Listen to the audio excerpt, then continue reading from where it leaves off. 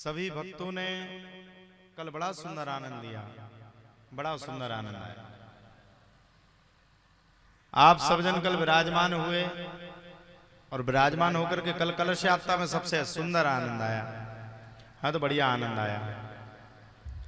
कथा को प्रारंभ करें। सबसे पहले आप सभी को बता दें, कथा का सीधा प्रसारण सत्संग टीवी पर किया जा रहा है एवं हमारे YouTube चैनल संकट मोचन सरकार पर भी किया जा रहा है और Facebook पेज के माध्यम से भी इस कथा का प्रसारण किया जा रहा है।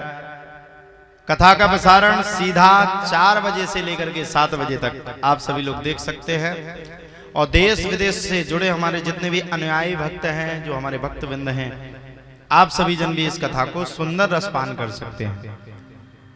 बड़ी भव्यमयी दिव्यमयी श्रीमद् भागवत कथा यह हुई। किसी ने शायद इतना बड़ा अनुमान भी नहीं लगाया होगा, लगाया था किसी ने इतनी बड़ा रूप ले जाएगी कथा।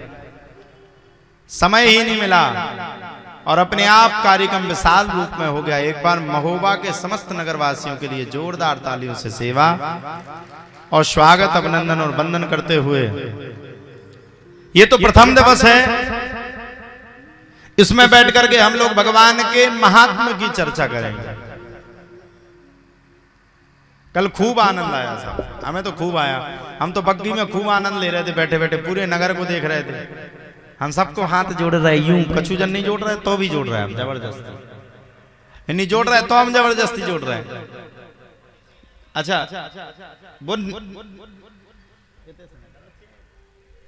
वो नहीं जोड़ रहा है तो भी हम जोड़ रहे हैं। हमें क्या जाता, हमने कहा भैया जोड़ लो।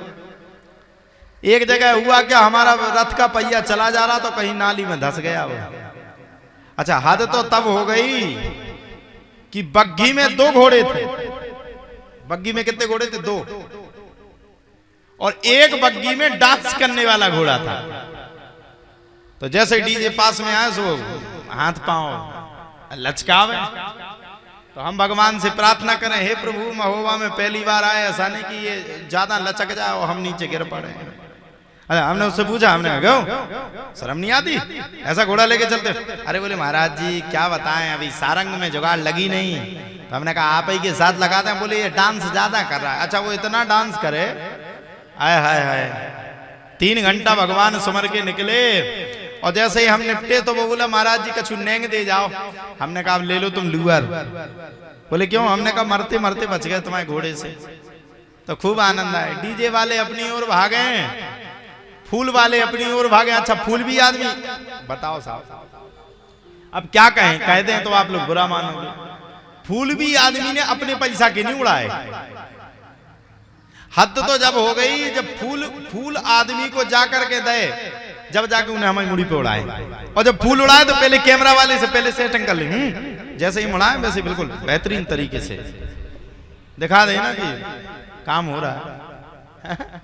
खूब आनंद आया, खूब आनंद। अब जैसा भी है ये तो आनंद है, बटोर रहे हैं।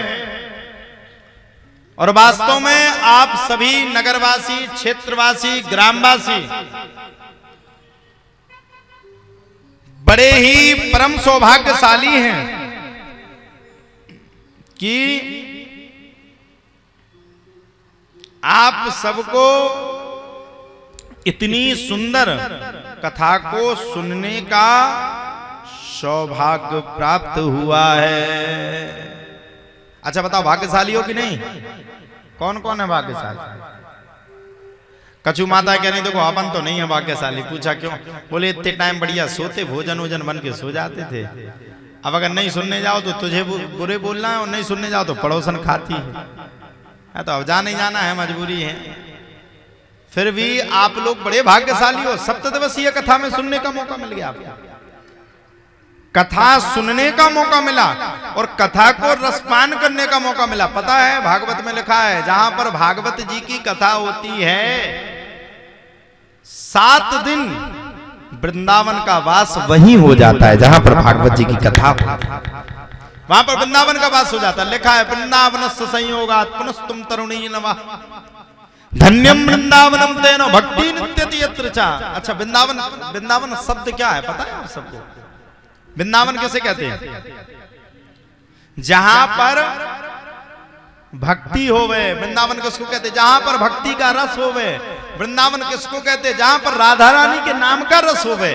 और वृंदावन किसको कहते? जहां पर स्वयं साक्षात्कार बिहारी जी आ जाए। तो यहाँ पर सब प्रक्रिया है, मंडप भी बना हुआ है, बिल्कुल बिहारी जी विराजमान है, सुशोभित है, कथा का रसस्वादन हो रहा है, भागवत भगवान सामने बैठी है और हम और आप सभी बैठ करके भक्ति पूर्वक कथा को श्रवण कर रहे हैं। इसीलिए इस पंडाल को वृंदावन का नाम दिया गया है।